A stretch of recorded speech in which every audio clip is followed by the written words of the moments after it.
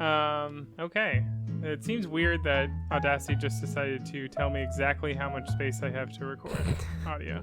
Does that mean it's going to run out of time or run out of space? No, it says it has 130 hours of potential recording disk space. Oh, for this particular session? Yeah. Oh, holy cow. I mean, just on my current hard drive. Right. Okay. And so, let's just not go over 130 hours, okay? Yeah, I'll make sure. It does make me realize, though, that if we do like an hour of podcast and then we have 130 episodes, you'll fill up my hard drive. I guess I'll have other problems by then. Yeah. We can always just start deleting. I mean, like over time, we don't really need the original recording if we've already saved the edited version. What if we want to do a remastered edition of the podcast? That's true. You never know in the future what's necessary. I've always thought about like maybe having like a cutting room floor, just like somewhere to put stuff that I've like cut out. Because some of it's kind of hilarious, just the idea that I've cut it out. Right, like, okay. Yeah. Like last time you had a coughing fit and you had muted yourself in Discord, so I didn't hear it at the time, but it was just funny. Just add that in there for people's listening pleasure later on. People will inevitably be like, oh, I would love an uncut version of this. That's always a good way to be like, oh, you want this? And it's Yeah, just right. 15 seconds of you hacking up a hairball or something. What are you doing? You okay? You okay, girl? Yeah, I don't know. You sound much better this recording. That's strange. I think it's because I have my arm now. I don't think I had the arm in the puff thing. What's it called? The screen? No, I just meant your voice. You're in bad shape. You're messed up. Yeah, I was kind of rough and sick last time. That's true. The puff and stuff? The puffy. Wait. The puff mic saver. Do you have a pop filter now? Yeah, a pop filter. That's what it's called. Are you sure you don't mean a shock mount? No, I mean the screen that goes in front of the microphone. Oh, okay. Yeah, that's a pop filter. Yeah. I mean, I'll still pop, I'm sure, but it's all low level, low grade, very cheap equipment. So, that's how you do it. That's how you get a podcast started. Right. Too many podcasts have died in the graveyard of underfinancing. Underfinancing? You think you shouldn't underfinance? You should go all in, like Disney? Well, I was saying because it was underfinanced, people just didn't do it. So oh, right. That's true. Because they want to, it's either all or nothing. Yeah, right. They're like, well, we need like top tier radio show level quality. Yeah, I know. They overestimate the listening public's, what's the word? Like their standards. I mean, I think there is a standard. I mean, it's not like you want to put out terrible quality, but people will, as long as it's more about the content than the quality sometimes. For sure. Yeah. There's a very few cases where like the quality is the content, like if you're making like an artistic piece or something. But right. Yeah, I mean, obviously I don't think this is qualifying as art. No. This is literally just hanging out and talking. But I was going to say something to that point. What was it? Perfectionists. This is something that I've learned recently because I consider myself to be a perfectionist when it comes to classifying it in this way. So, you know how people usually view perfectionists as people who like are super neat and tidy, like everything a certain way. They're very like type A personality.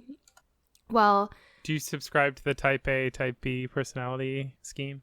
Yeah. Well, it's not a scheme. I don't know. Maybe it is. But typically when people think of perfectionists, they think of like a type A personality who's very like detail oriented and everything is in line. Everything has to be done, a certain way. And they're very like strict and stuff. But there's a second type of perfectionist. And this is the one that I've kind of fallen into where they're so much of a perfectionist in terms of holding people and other things to higher standards that if they don't think that they'll be able to hit that standard, they don't even try. Because as a perfectionist, trying and it not reaching their standard is such a hard blow and such a more of a failure than just not even trying it. And sometimes I feel like that's me because like I try to, like whenever I think I have these big ideas and these things that I want to do and stuff like that, and then I don't even do them because I know, and this goes along with the whole wanting to have all the best equipment to do something, but it's kind of like, yeah, like you have this standard and this idea and these expectations, and then I'm not going to meet those expectations. So until I know I'm going to make those expectations, you don't do it. So I don't know. That's just I feel like some perfectionists, like there are many perfectionists, but some of them are type A, and they're just really motivated to make their perfection reality. Yeah. And so that's the ones that people mostly associate with them, because they're like, well, look at them, like fighting every day to try and make everything exactly perfect. Right. Whereas like there's a lot of perfectionists that I feel like are like, well, this isn't perfect, so I'm just going to throw it in the garbage. Yeah. And then to other people, it would be like, they would see it as, actually, that was really good. But to that perfectionist, it's like, well, no, it's not good. It didn't work out how I wanted it to, and therefore it's garbage. And I think that's how I am. And I think our brother is one of those ones that's the other one that's very much like, it has to be perfect. So I'm going to do everything I can to make it neat and tidy. And so they don't always get to the final result because they're spending so much time in the process of making it perfect rather than just letting it be. And, because everybody else would say, no, it's fine. And they're like, no, it's not fine. It has to be perfect. So. And then you know what you have? What? One unperfect thing being done forever. Yeah. And so both sides are like imperfect, but I don't know. They're just two different ways of getting there. I don't know. It's interesting stuff. But how is today? Is today a better day? Going okay? Doing okay? Yeah, definitely. All right. all systems go. Ready to launch in. And you know what? I got a topic for you. Yes, what? We brought it up last time, so it's technically follow-up. Nice. I like that. I have no idea what we talked about last time. I don't think any other podcasts out there have covered this, so there's going to be new breaking ground. I have to remember to take notes because, whenever I go to like post stuff about the episode online or think of topical questions or even try to come up with the the title, I completely forget what we talked about, and I'm just like, okay, well, I don't know. Anyway, go on. That was just my way of saying I'm taking notes. Okay. So you're taking notes on this groundbreaking topic that we're going to cover here. 100%. That's and I think it's great because it affects almost probably everybody listening to this. Awesome. Yeah. Ready? Yeah. Coronavirus. I was not expecting that. Amazing. That is an amazing. Yeah, you're right. This is groundbreaking. Oh, geez. I don't think anybody's talking about it. I really think it needs some exposure. 100%. I think, yeah, this is going to blow people's minds. They're going to say, why? Why is nobody talking about this? But Lisa and Andrew, I don't know. They always know what we need. Like, thank you. Thank you. Somebody that finally addresses that we're all at home. Exactly. Yeah, it was pretty wild though. Seriously, like listening to us talk about it, like last couple episods. Did we talk about it? It's like, yeah. Oh, wow. That's funny. And we're kind of predicting like, oh, I don't know. You think it'll be a big deal? And it's like, well. So turns out it is a big deal. Turns out it's going to change everybody's life and, pretty much the world. So. I was just reading an article about how apparently Microsoft is betting big on their like Teams platform and stuff because they're thinking that this transition to, or I guess example of having everybody work from home is really going to change the way a lot of businesses and schools do things. Yeah. And like they're going to be much more open to like remote work and stuff like that. So yes, I was actually going to bring that up as a topic a little bit later on, but we can dive right in. So yeah, that's totally possible. And I was thinking that too, in terms of, how a lot of businesses in general are going to see the benefits of working from home and how in some cases necessary it could be, and why it's almost unnecessary for some of their employees to even come into work. And that is going to save businesses tons because they don't have to have like a physical place to sort of, upkeep and worrying about all the supplies and stuff that they need in an office for people.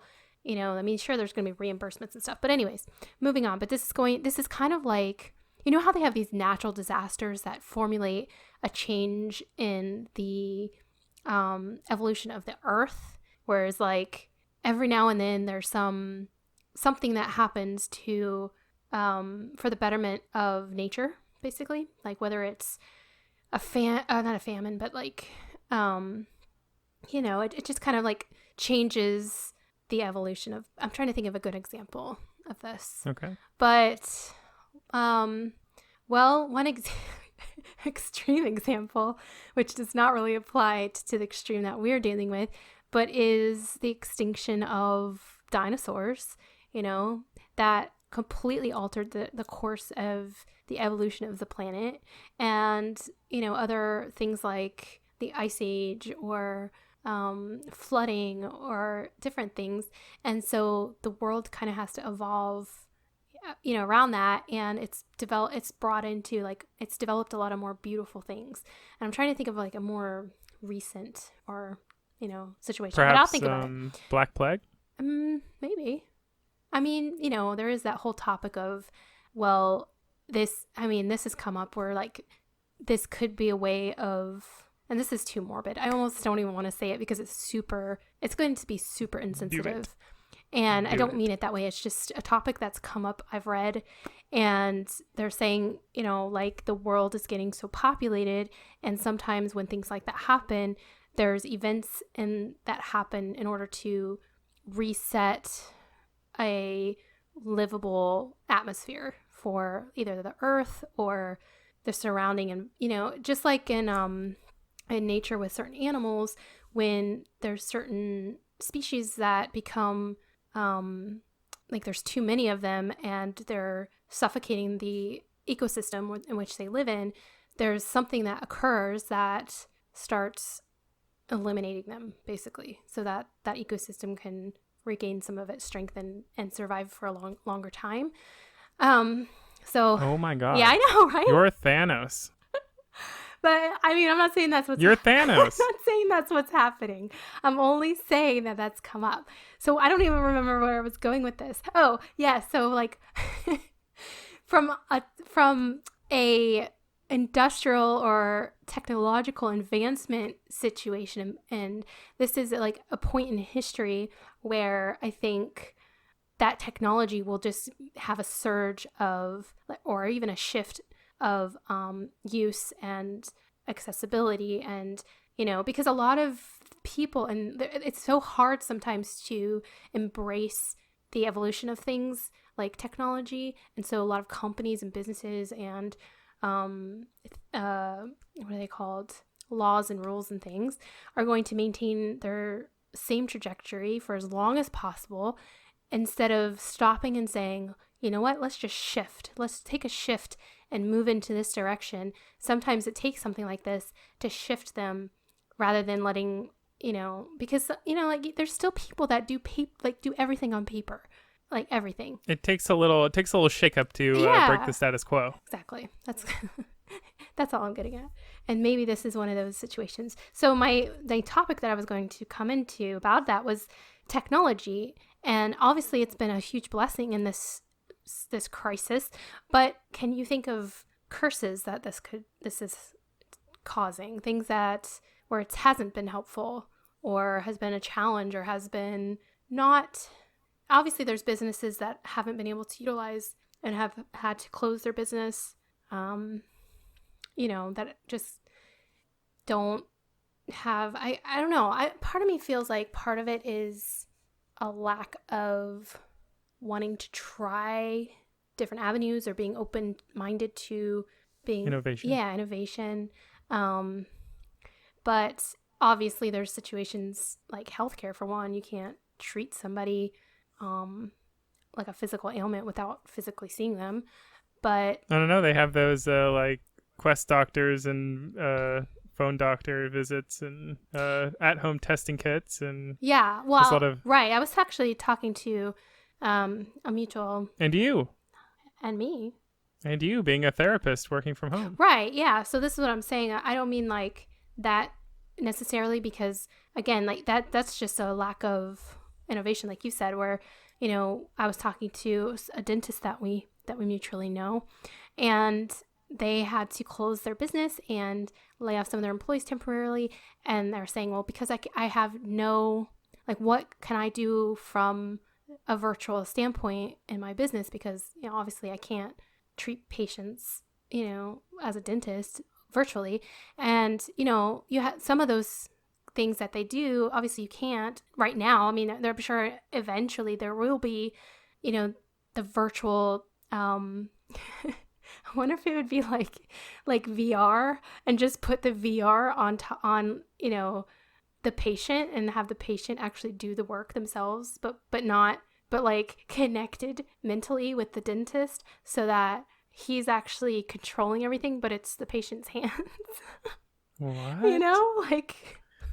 Like robotically manipulated their own hands? Why not just have robot hands? Well, no, what I mean is like they virtually go inside of the mind of the patient, or somebody with the patient, physically with the patient, and then that person performs the procedure, but it's really the dentist inside the brain of that person controlling that person.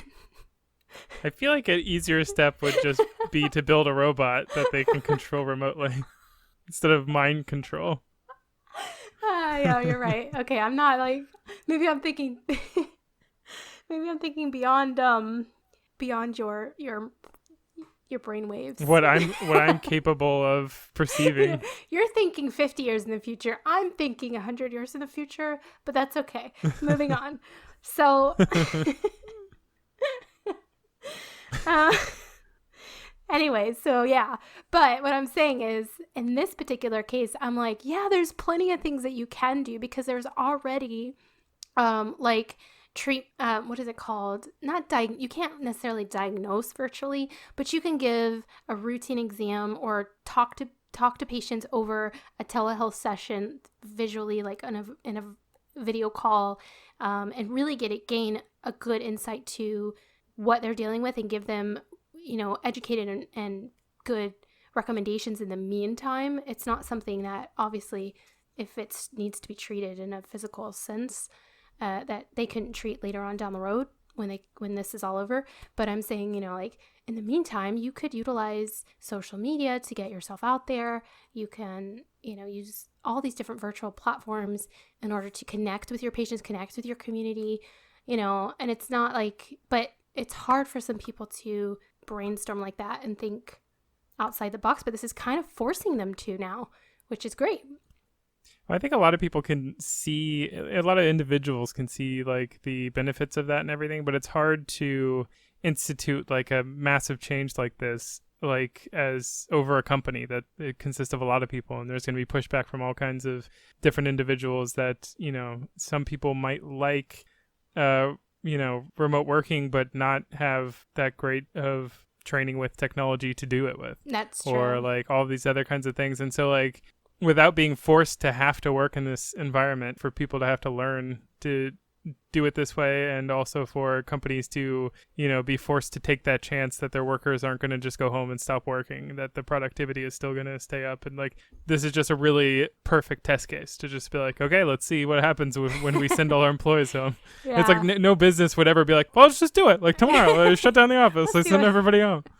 And even if they wanted to do it like incrementally, it's like, well, who do we start sending home? And like, are these people going to start to feel like they're being like kicked out of the office, or like, are the other people that aren't being kicked out of the office going to be mad that they're not allowed to work from home? I don't know. It's like a whole situation where it's like, how do you perform a transition like that across like a bunch of individuals working together, Yeah, no, I agree. I mean, this is definitely a rare situation in which,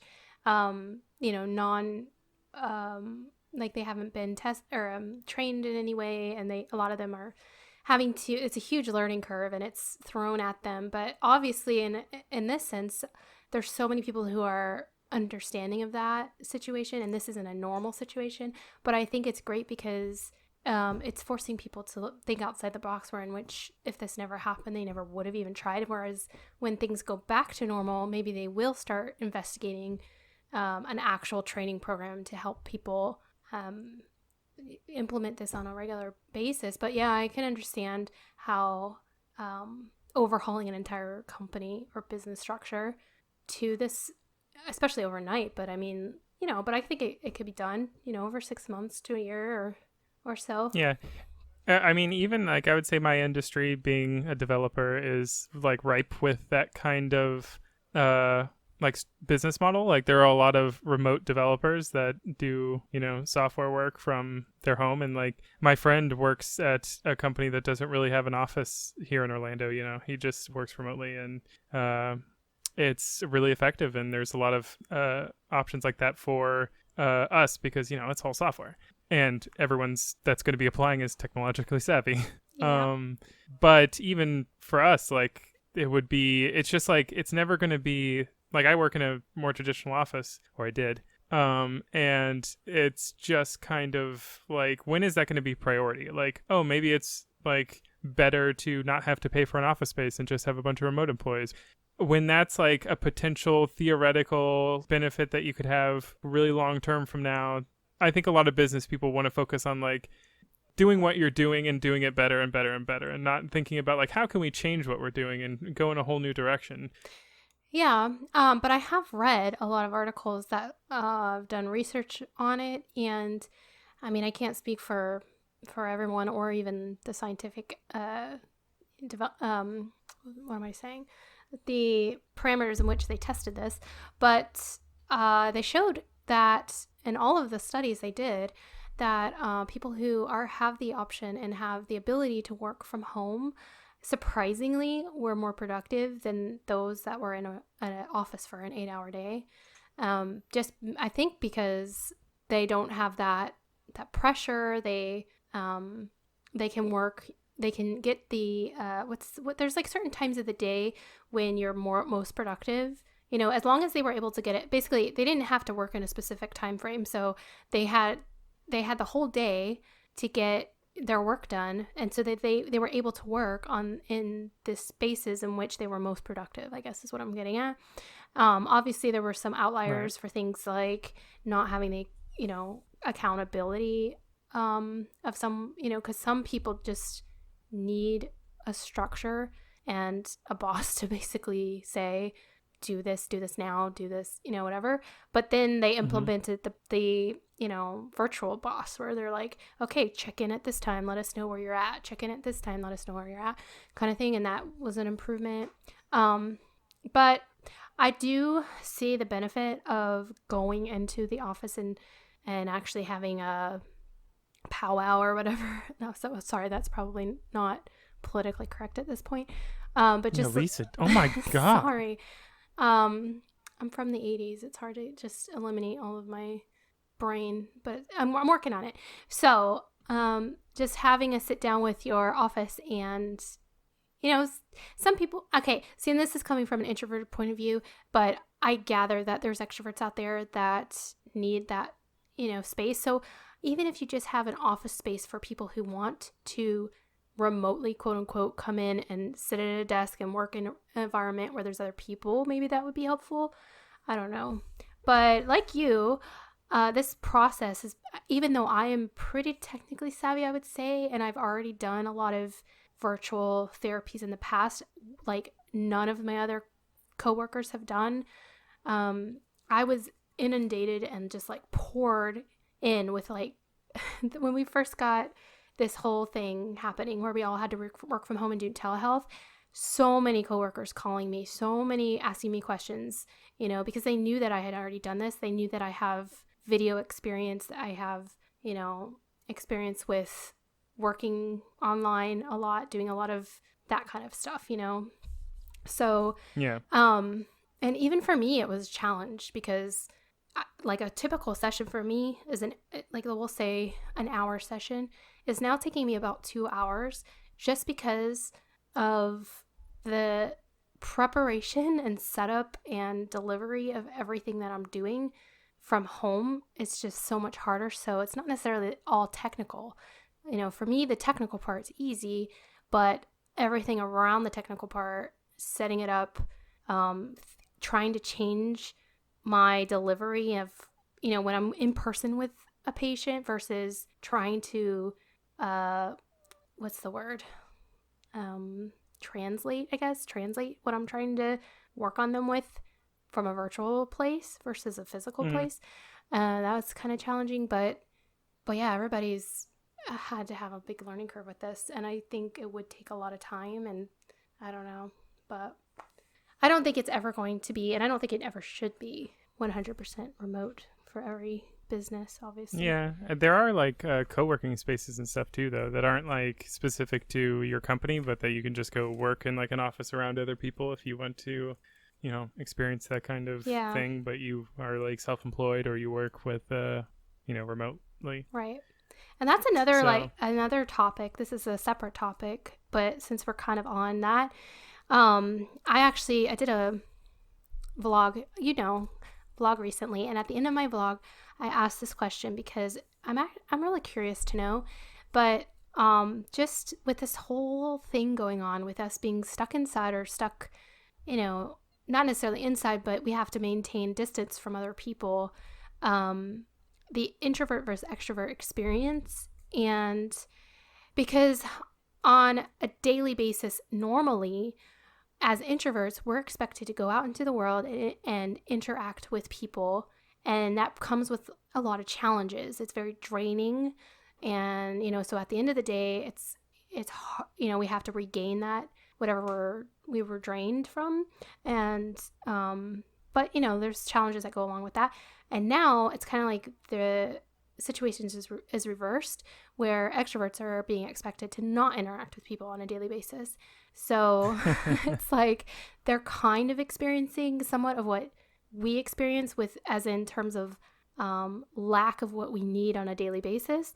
But I'm saying this in a compassionate way, that it's kind of, I'm hoping that it kind of bridges a gap between people and helps people to understand other people, and might, I don't know, be a good way to bond, I guess, because now we can both, because I feel like, and I don't know if this is only because I'm seeing it from an introvert perspective, but I feel like typically introverts are less understood than extroverts in the social, Geez, I wonder why. Yeah, exactly. So, I mean, and I don't know if this has ever happened to you, but I'm sure it's happened to a lot of other extroverts, because it's happened to me on multiple occasions introverts, where extroverts will come and say, you just got to get out of your shell. It's all in your head. You got, it's, you're not real. There's no such thing as extrovert, introvert, that you just need to,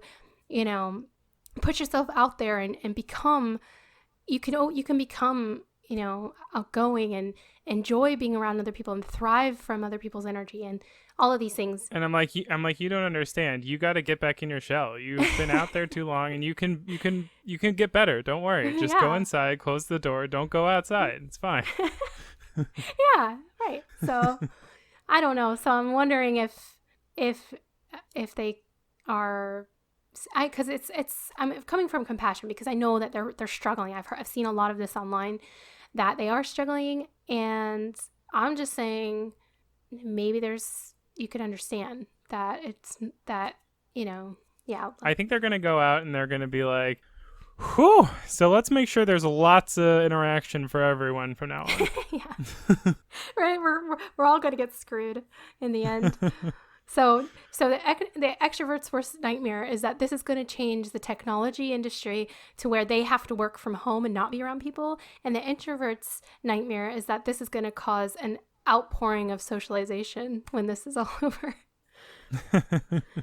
Yeah, I guess so. I mean, I totally get what you mean, though. There's like, yeah, it's been honestly like there's a lot to do. Like, I'm really busy, and I don't have a lot of time, even though I now don't have to go anywhere. There's still like a lot of technical challenges and also like extra work that I have to do because we're working from home. So we have to do certain things like log all our time and check in with certain people about stuff and, just extra stuff. But honestly, just what a godsend. This is so wonderful. Like, all work should be like this forever. This is so awesome. You just call somebody up when you need something, and then, like, when you're done working, you can go make lunch in your own kitchen and I know. Sit down on your own couch for a few minutes, take a nap maybe, and then like go back to work. And then if you don't get what you get done and you really need to have it in tomorrow, get up at 1 a.m. and do it. Who cares?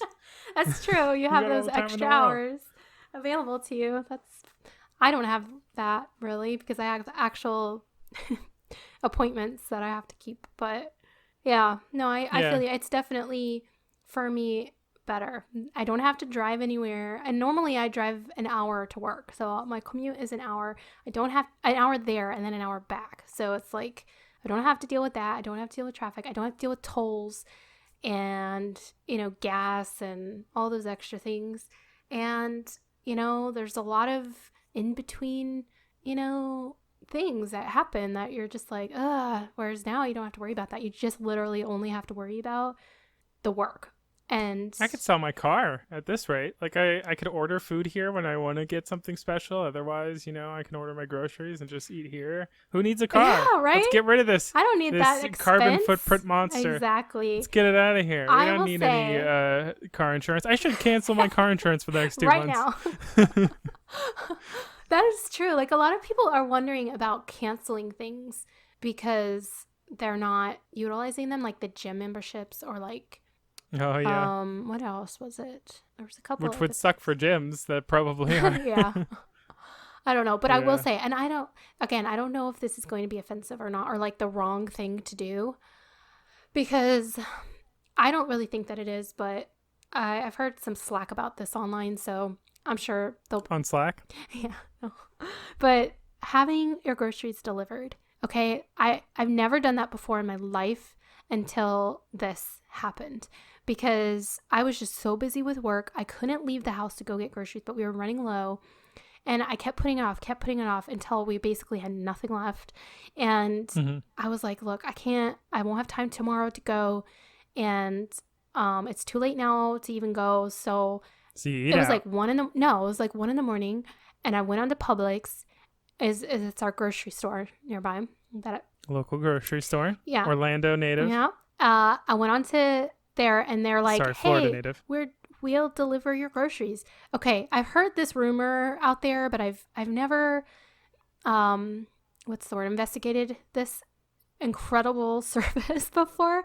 But I will tell you Wild. right now, I ordered my groceries online, and now there wasn't everything available because of the situation. A lot of things are out of stock.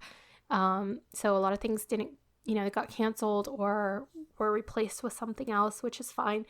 But holy moly, I will never go to the grocery store again.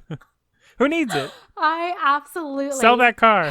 Sell it. I hate it. I hate grocery shopping. It's one of the things I hate the most, basically. I hate the fact that I've probably talked about this on here before. I don't know, but I hate the fact that you have to drive there, park, get out, get your grocery cart, put everything in the cart, take it out of the cart, put it on the conveyor belt thing, check it through, then take it off of that, put it back in your cart, put it out of the cart into your car, take it out of your cart into the house. It's a nightmare and I hate it. Oh, and then put it all into your. If I could pay the guy to come in and actually sort Like, my fridge organize for it? me, Oh. I would pay that extra fee, whatever it would be. That part I don't mind. That's actually kind of nice, is like sorting everything to get it perfectly in place.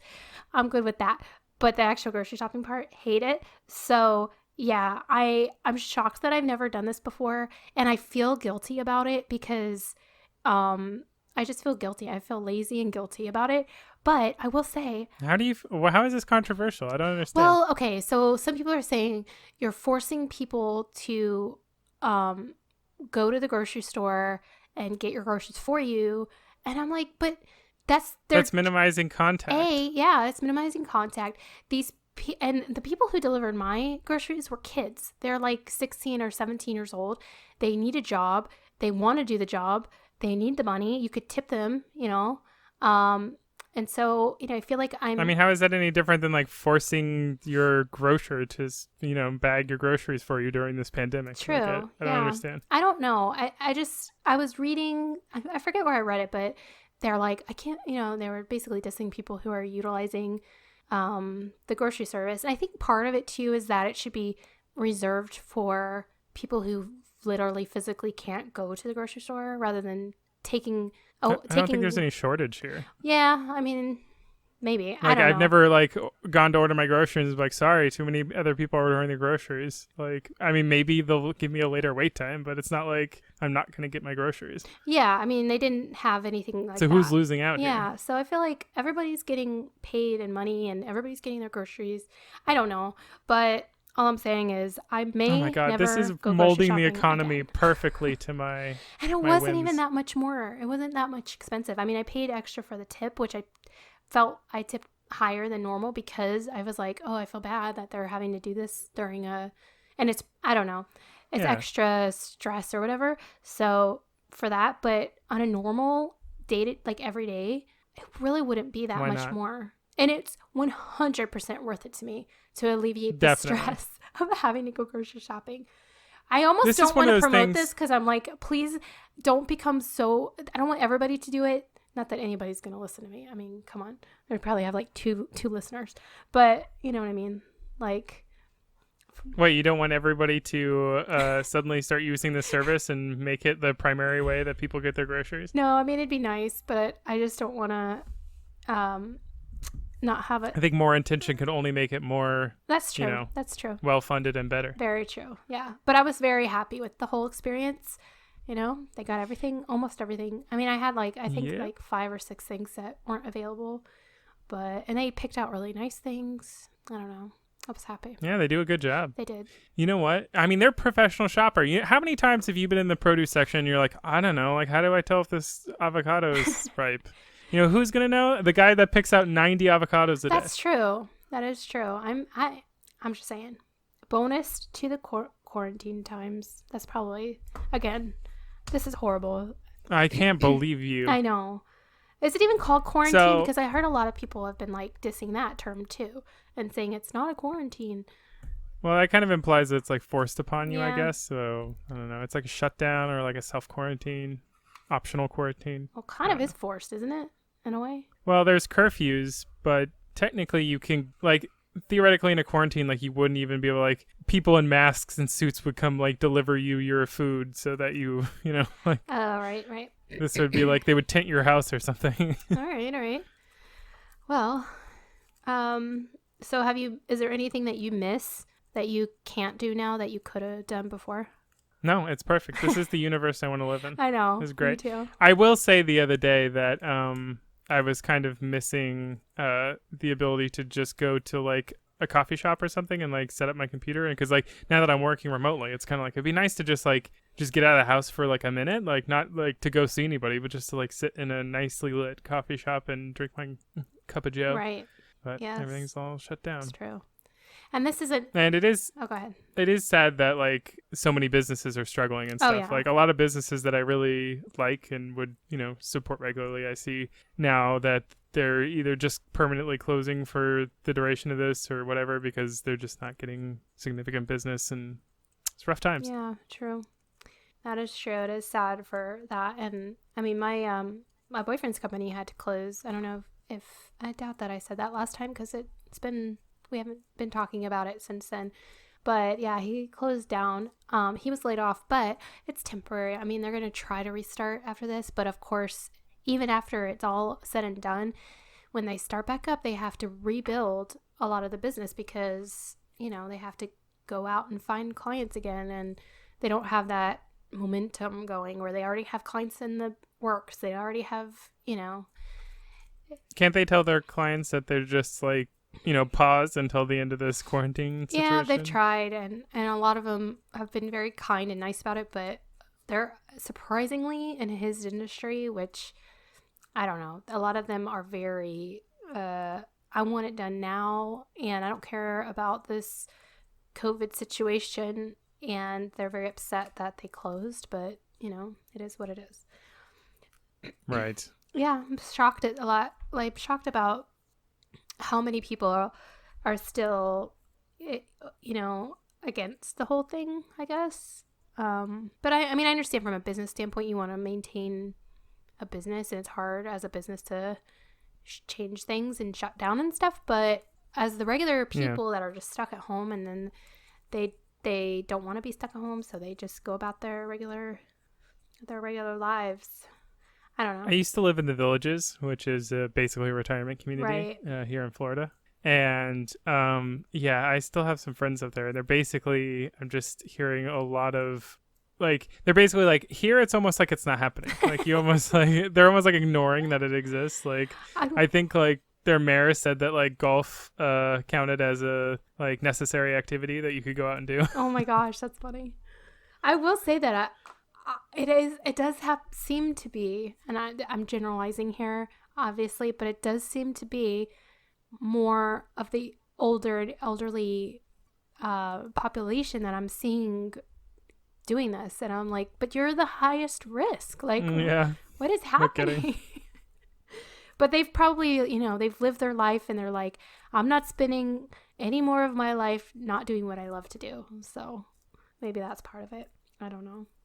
So what are you doing? What are some things you're doing to not get through this, but to make it fun or normal? Or do you have a I mean, I've just gone back to being in college, basically. yeah. I'm just at home. I, order food. I, watch Netflix, binge shows online. And All right. then at a certain time, I have to get work done. I go to my computer. Have you got any good show recommendations?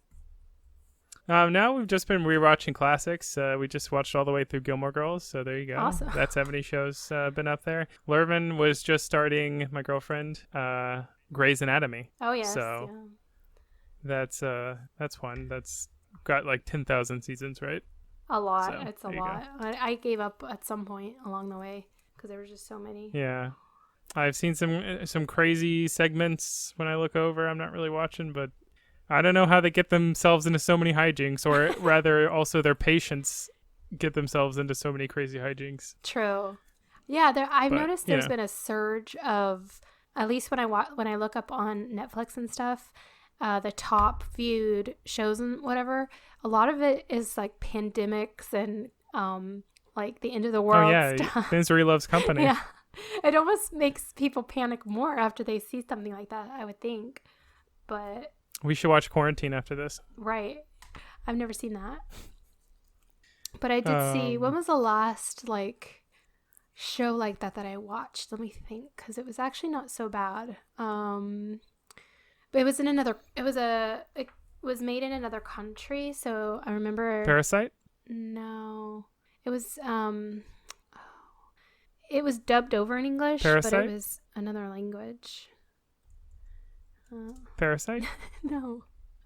It was one where, Rain. That's what it was, Rain. Where, Rain. yeah. So they're living their lives. It starts raining, and the rain is either toxic or something. And so it wipes out like almost anybody who is outside in the rain, basically. And Is this like The Mist? maybe I never saw The Mist, I don't think. Anyways, go on. But yeah, it's probably similar, where it's like, let me see if I can get you a synopsis. Hang on. You love mysteries, right? Yes. I don't know if I've ever talked about this show with you. It's wonderful. But if you're willing to watch foreign content. Oh yeah, most of what I watch is foreign, which is weird. Can I interest you in a show called Dark? Dark, maybe I've seen it. Hold on. Netflix promotes it like crazy. Don't look it up. Oh, why? You should go in blind. Like I said, it's But I might it's a have very seen like it mysterious already. show. Well, I mean, you'll know it when you look it up on Netflix or whatever. All right. Yeah, I'll look into It's it. I mean, you'd probably remember it because it's all in German. So Okay. But is it dubbed over, or do I have to read the subtitles? you can put on dubbed, but I found it really All right. Yeah, that's fine. disconcerting. I don't mind either way. It's just I have to, you have to change your lifestyle depending on what it is, because with something that's dubbed Right. over, you can multitask. With something that's not, you're in it for the long game. So I would say that this show's a little bit of a head scratcher. I might not pull your eyes away, or you'll be real confused real quick. all right, I can handle that. Good, because I need a new show to watch. I mean, like something to watch. I usually watch a show, or like TV, quote unquote, for, while I'm eating dinner usually, and then maybe 30 minutes after. So I usually watch it for an hour a night before I do my other things that I do for the night. Very Yeah. cool. Yeah, that you need a good we always we found that you generally have 2 shows going at a time. One that's like, well, Lervin, you'll usually have a third one even, like Grey's Anatomy, that I'm not even watching. But we'll usually have 2 shows that we watch together, and one's going to be your, we sit down with dinner or whatever and we watch it. But then there's like the background show, right? That's just like, oh, it's like The Office or something we've already seen, or something that doesn't really have a plot that's needs paying attention to, and it's just kind of there when we're folding laundry or something and we're not really, engaged. Mike does that. He likes to have background TV going. I don't, so I feel like they should make like a section in Netflix that's like good background shows. It's basically like they'll be like, this has a stupid plot, let's put this over here. Right. The reason I don't like having a background TV noise, for example, and music. Here's another. Okay, I did, and I'll ask you this question too. But I did this post. You know how there's all these posts that people are putting up now that they're in at home all day. I don't know. I don't do any of them usually, but I did do this one, and it was one where it was put up 10 unpopular opinions of things that you don't like that other people like, and then 5 things that you do like that you think other people don't like. So, but anyways, one of the things on my list of things that I don't like that most people like is having background TV noise and background music noise. And just because I think the main reason why is because I cannot focus on, I'm very, and I don't want to use the word ADD in a derogatory way, but it's if there's other noises going on. You're very self-conscious about your PC level today. I know. I don't know why. All I am is unpopular opinions. So I don't know. You're why. like, I have ADD. I'm so it. sorry if I've offended anybody. I don't know.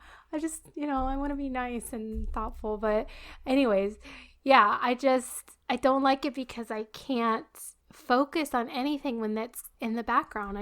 I'm not a good multitasker.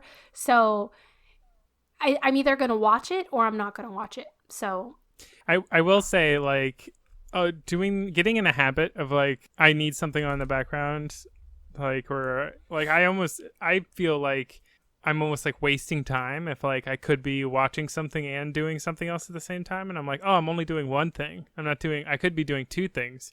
Just one of them is entertainment, relaxing, while the other one is stressful work. Right. Okay. And it's like, sometimes that's good because it kind of like, they kind of neutralize each other. But then other times it's like, well, then I'm not really like getting 100% on either, right? Right. It's like, I'm not really enjoying what I'm watching because I'm like associating with work or like stress, and like, or I'm not really like following the plot. Otherwise, like at work, I'm, spending a long time just looking at the same thing or something because I'm like, am I really reading this sentence, or am I right. listening to this plot in the background? It's like, you get caught in these loops where like almost nothing's being accomplished, even though you're trying to accomplish 2 things. Yeah. And I think they've actually shown that, like, with any multitasking, you can't get, even people who say that they're good at it, it's never, the quality is never as good as if they were just doing that, one thing or whatever. But there are people who can, Mike has to have at least 2 things going at one time. He cannot have more, or he cannot just do one thing at a time. Whereas I'm the complete opposite, where, like, I have to only be doing pretty much one thing at a time. I mean, I can fold laundry while I watch TV, or I can listen to a podcast while I'm driving or going on for a walk or something. But if I'm actually trying to do a task that utilizes my brain in some way, I cannot have multiple things going at all. So I think that's part of like why. And also, I just don't like noise. So like I could sit in silence and be perfectly okay with that. So, We'll put noise in the same box with chocolate. Yep. That's another unpopular opinion. Yep. That's for sure. I mean, not forever. I do like some noise, but I don't know. And candy in your trail mix. And yeah, can't handle that either. So, and moist. Here's another groundbreaking topic that nobody is talking about that we can announce on this podcast, obviously. Oh, exciting. I know. I just cannot believe nobody is talking about this. But have you seen Tiger King? No, I don't understand. Actually, I think I saw an episode of that on Netflix, 1 episode, huh? But just 1? Yeah. Well, actually, yeah, kind of. Somebody else was watching it, and I was there, so I never ended up finishing it. But I watched like the first couple episodes, and I gotta admit, it was pretty engaging. Like, what a freaking lunatic! Wow. Yeah. It's a wild ride. It's a wild ride. Highly recommend that show. But what was I gonna say about that? I was just saying that was probably the last like show that I've watched. But the funny thing about that is I didn't watch it. This was before, and this is gonna sound really like, oh, I watched it before everybody else. But genuinely, when I watched it, it wasn't a big hype thing. It was like, oh, we saw it on Netflix and was thinking, we know that guy because Mike and I actually watched a documentary with him in it years ago. It was probably like 10 years ago or something crazy. And so that's why we watched it originally, was because we knew him from another documentary that we watched with a guy who does documentaries called Louis Theroux, which I'm sure I've talked about before because he is probably one of my favorite documentarians ever. So, but he did a documentary about basically exotic animals and like people who own exotic animals, and he was one of the people, but he focused on him a lot in the documentary, so we got to know him a lot. And so it was just funny because I was like, what's this Tiger King, why are they showing this guy that we knew from Joe Exotic from this other documentary? And so that's why we started watching it, and we were like, oh my god. And then halfway through we realized it was blowing up and everybody was kind of getting excited, and of course because it was insane. And just how does it feel to be on the cutting edge of meme? I know, right? But he was nothing like that in the other documentary. I mean, I wouldn't say nothing, but he was definitely like his crazy level has gone way up. His crazy level was pretty low. He was still crazy. He was definitely a character. He was definitely unique, but definitely not as but I guess like Tiger King in and of itself, that documentary isn't, again, it's not just him. Oh my gosh, have you seen the press conference where one of the reporters who asks questions asked Trump if he was going to pardon him? What the heck? And Trump was like, I'll look into it. Wow. I know. That's great. How big it's gotten. That's what we need. He's like, I haven't seen the show, but tell me about it. Do you think he should be pardoned? And he's like, well, I can't say one way or another, but that was pretty funny. But that would be wild if he actually did. Like, how crazy would that be? I heard that he got out because of something. Well, he got coronavirus. I know that. And he was taken to the hospital. That was like 3 or 4 weeks ago, though. Wow. So he's probably either dead or he's fine. I'm sure that if he was dead, we would have heard about it. He's either dead or he's fine. One or the other. I don't know. We were joking around the other day that it almost like reminds you of like a mission giver from the GTA universe. It's almost like this crazy, like larger than life human being that like has guns and like big cats and is like, yeah. Oh yeah. At first I had no idea what you were talking about. I'm like, is this English? But now I get it. Yeah. It's pretty wild. He's like real life. Yeah. Man, the memes are strong right now. There's a lot of memeing going on because, like, I feel like it is the extroverts being at home and having nothing to do. Like, I keep seeing videos that people are making, like, in quarantine where they're like, day 16 of quarantine, I'm going absolutely bonkers. Yeah.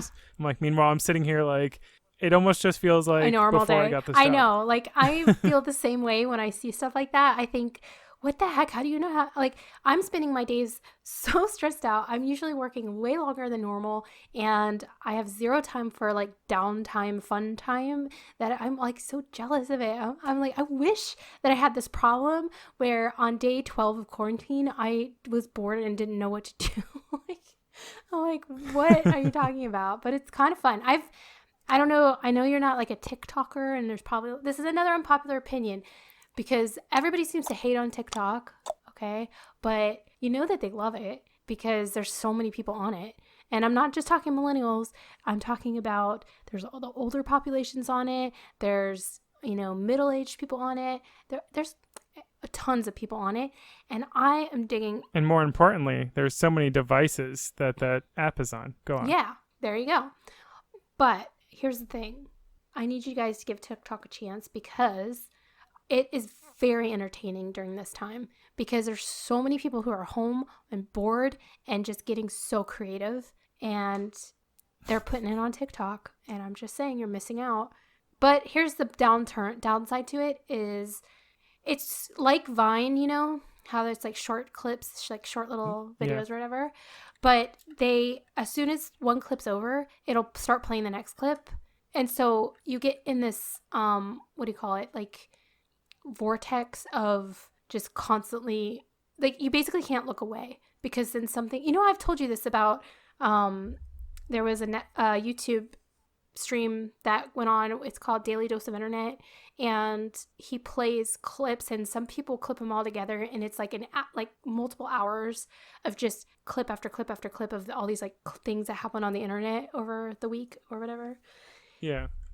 Very similar to that. It's addicting. If you start, it's very hard to stop because it just keeps playing the next video, the next video, and the next video, and they're all just they're short enough that your attention, that it retains your attention. And then it's like captured by the algorithm. Yeah, it's like crazy because as soon as you think you're bored of something, it plays another clip that's that catches your interest again. So you basically have to force yourself to just say, okay, set a timer. Okay, that's a pro tip. Set a 10-minute timer. When the timer goes off, turn it off. It's like Inception. Yeah, it's so crazy. you gotta have a kick to wake you up. Yeah, that's it. So it's fun, but it comes with a warning. But yes, there are a lot of those videos is what I was getting at. A lot of those, I'm bored and I'm in the house bored. So now we got all these memes. Yes. The meming is strong. Yeah, it is. But I've only been on TikTok and Instagram this entire time, and barely. I think I'm on social media less now than I was before this whole thing. You're on social media less, right? Yeah, because now it's like perfect. It's finally you can like recede from the world and nobody will bat an eye. That's true. You could just totally disappear and nobody would even know. It's so beautiful. I love it. But you said your girlfriend's struggling a little bit with socializing. Yeah, she's like there's a spectrum. Yeah. She's like right in the middle between introvert and extrovert. Okay. She's got her extroverted tendencies. Got it, yeah. Either that or she's like a reformed extrovert that sits on the couch with me all day. But the idea of not being able to do anything is a little upsetting to her. Yeah. And that's what I've heard from some people, that it's, when normally they're cool and they're fine. They're like homebodies and they love being home, but being forced to stay home drives them mad and they just want to leave and go out. Even though at a normal life situation they would be perfectly fine with it. I don't know. Right. But anyways, what can you do? Yeah, what can you do? So can you think of any unpopular opinions you have? Unpopular opinions? Yeah, something that you don't like that others do like.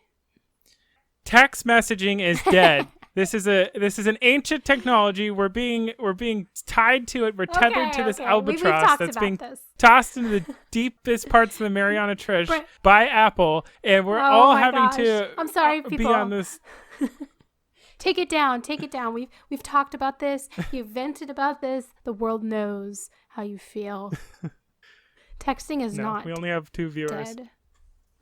What do you mean? It's not dead. We texted today. What? Are you just talking about all the billions of people using texting? Nonsense. They need to cut it out. They need to admit to themselves the truth that I know. Texting is dead. I actually talked to somebody today who owns an iPhone and maybe, you guys have Google Duo, but is that the only like FaceTime app that you have? Is that the same kind of equivalent, I guess? The only FaceTime app. Do you know what I mean? Like, what do you do to FaceTime people? I mean, previously Google developed Hangouts for that purpose. Oh, Hangouts. But then you also have Google Duo, and then they have all the regular ones you can just download, like Skype and Teams and whatever else. Right. That being said, what I use to video call people is nothing. You don't use it Because at all. video calling is stupid. Well, yeah. I mean, I'm not a big fan of it either, but I've known. See, unpopular opinions right There and you left. go. I mean, I'm not a big fan of it. I don't like it, but I have to do it now for work, so it is what it is. But even before that, multiple people have called me and wanted a video chat. And I'm like, all right, I'll do it. But this person that I'm talking about has had an iPhone for as long as I've known them, which is a pretty long time. Never once have they ever used FaceTime, which to me sounds a little strange, but I had to figure out how to use Google Duo to show Mom because she's like, how do I FaceTime? And I'm like, you have an Android, Mom. And she was like, Oh. well, how do I FaceTime? And I was like, I'm pretty sure I've read somewhere that Google Duo does this. And I've had it comes like on the phone already, like pre-installed. Yeah. And I've just never opened it because I have used that too with Android users where I need to do the video calling, and it actually works pretty good. I just See, that's the thing about Android. Our app works on your phone. Believe that. Isn't that crazy? that is true. How do they do I it? don't know. It's If only Apple could figure it out. true. That is true. But I will say that FaceTime is a superior face. Hot sauce. It is. Pour some hot sauce on there. Yeah, it's definitely better than How's Google that? Duo, but they both work for what Just the quality? the quality and the interface is nice, and there's more like silly options, like you can do the green screen and the faces and all of that. Oh, like Snapchat?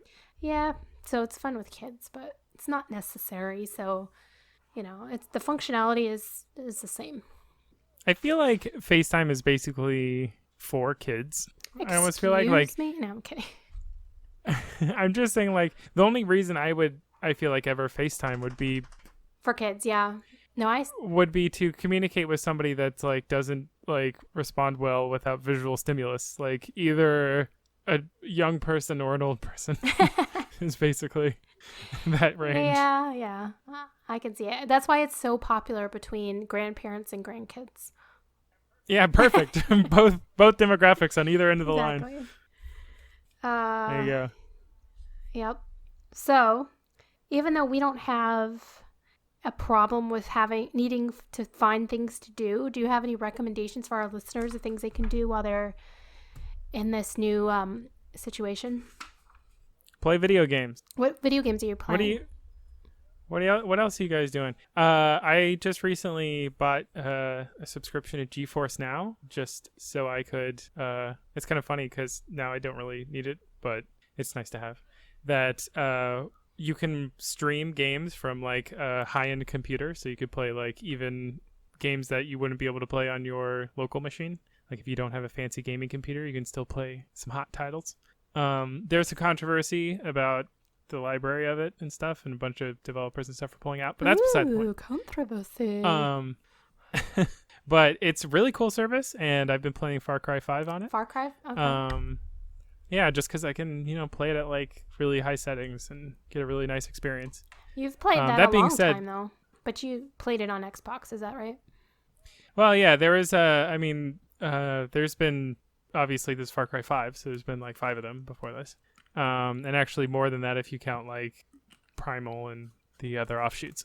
But yeah, it's a pretty cool game. Like a lot of Ubisoft games, that's the developer that develops that game. They have a very formulaic approach to a lot of their games, in that like there will be several ideas of activities and then like a general idea on how you progress through the game. And it's nice because you never have to worry about the game changing too much. Like I've been in some games that the gameplay shifted part of the way through the game, and I just wasn't as into the like new way of playing the game. Yeah. I was like, oh, I was drawn in, and now it's like, oh, it's different. Yeah. I have that problem with books sometimes. Whereas like if I'm reading a book and then the next book in the series, I'm like not into at all. It sucks. Yeah. Especially if they do like a big like thematic change or something. So I would rate Ubisoft high on the level of you know what you get. Right. Like, like it's a very expected. It's almost like that area they should put in Netflix for content you can have in the background. You can't really have a video game in the background, but this is a nice game to just be like, I know what to expect. I'm going to sit down and I'm going to progress, and it's going to tell me a little story, and I know how to do it. Right. Okay. Well, Is GeForce like Steam, but it's like a different kind of video game downloads? What is that? So this is what I love about this situation. So the competitor to GeForce Now, I guess, is not Steam. It's something called Google Stadia. And this is another cloud stream gaming is becoming like this is like a newly developing way to consume games. And Google Stadia is Google's take on it. And obviously they're a big company and they have a lot of resources, and especially with like streaming stuff.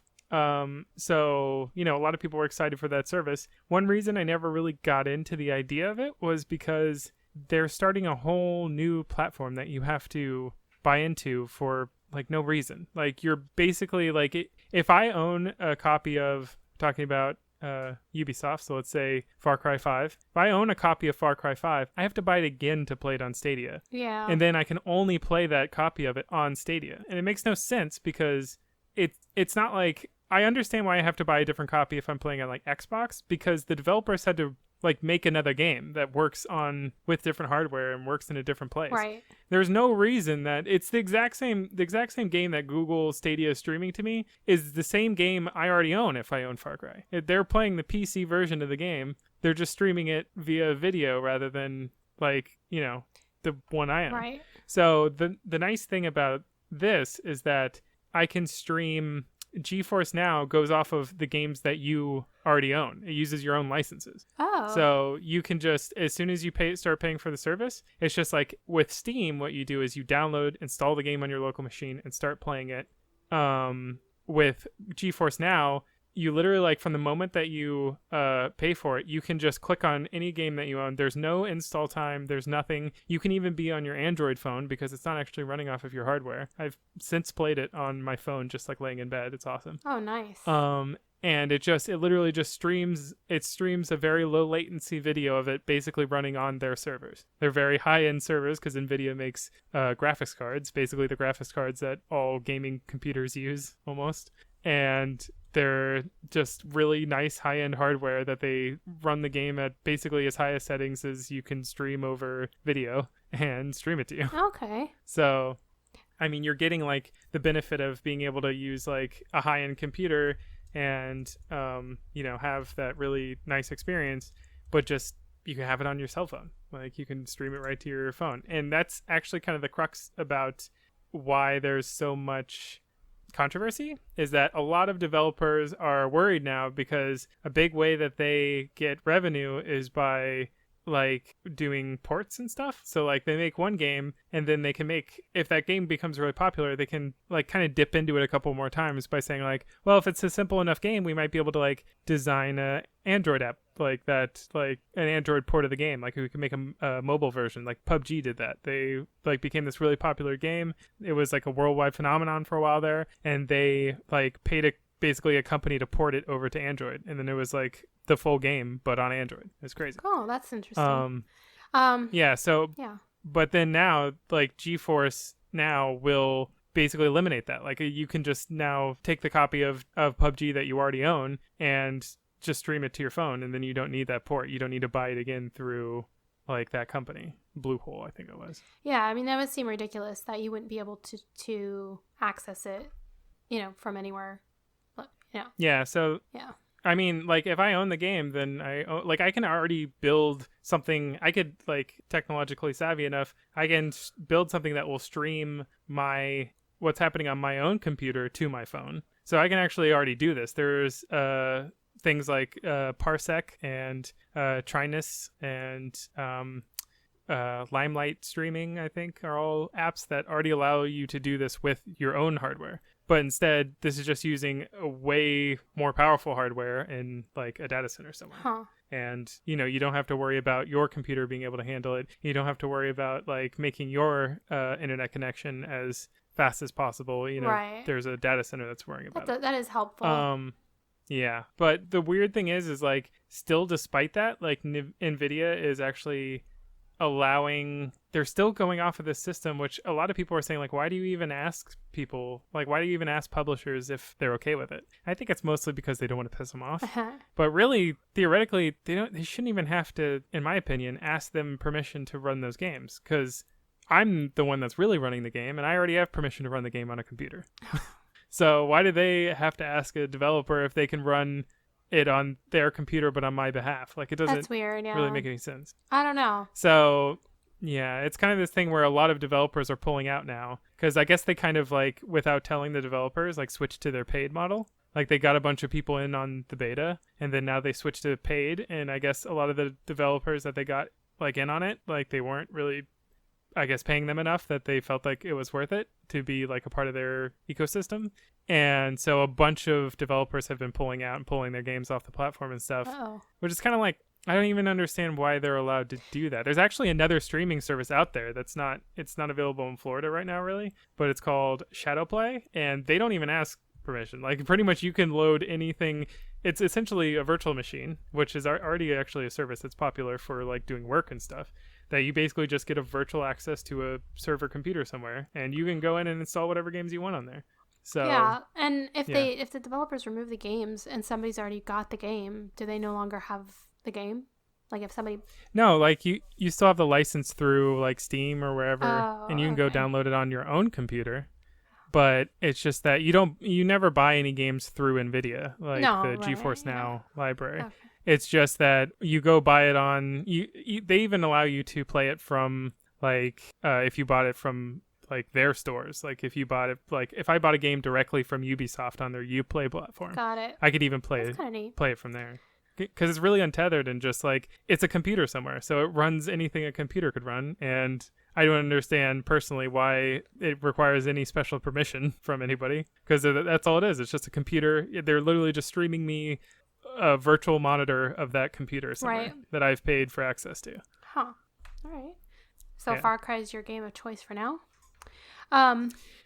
Mike has downloaded, and you might appreciate this, but he downloaded the new Halo for PC, which I guess came out this year, right? Yeah, they've been dropping very sudden improvements to it and everything. Yeah? It's cool. Yeah, he played that for a while, and then now he's on to NES or NES games for PC.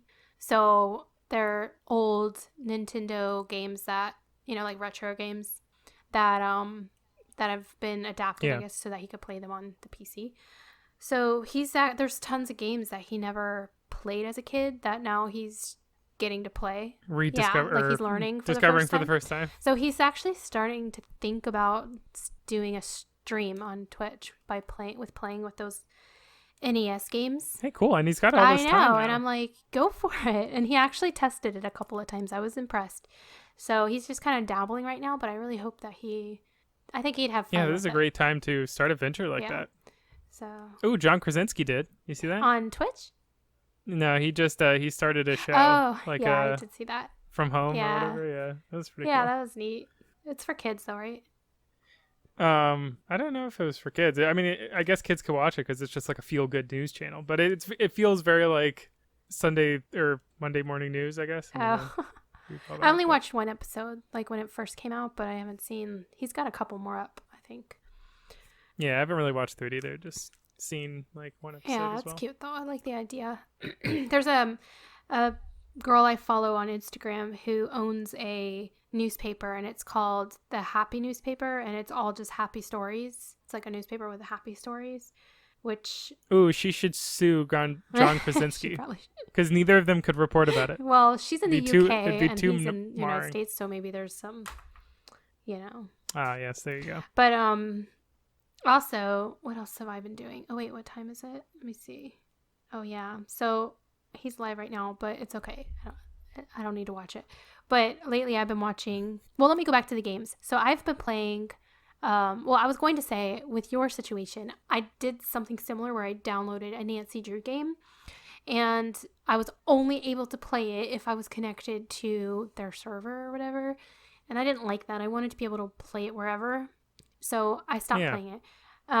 But I got Sherlock Holmes, one of their a bunch of his games like they're Sherlock's games, but Sherlock Yeah. games. And I've been playing that lately, really enjoying it. So I play it for like a half an hour before I go to bed and read my book. So it's the thing I do before. And it's been really fun. I mean, I never play video games, and for some reason, I like this one. So highly recommend. Really yeah, getting I into really it. highly recommend it. So far, it's been because I love puzzle games and like detective games and figuring things out. So it definitely, what's the word? It tantalizes my brain, but that's not the word I was looking for. I'm looking for something else. It definitely satiates my curiosity. No, that wasn't it either. I'll think of it. It's Excites your there interests. you go. It that explains enough, I guess. But so that's my video game. That's the only. Very cool. That's the only topical connection that I got with you there.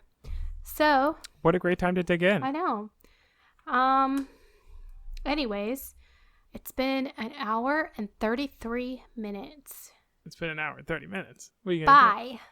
Get lost. We'll see you next. do? Get lost. Get Get out out of of here. here. We'll see you next time. Get out of here. Oh, gosh. Why do you even listen to us? Say cheerio, not goodbye. Remember our old tune. Be back soon. I love you. Bye bye.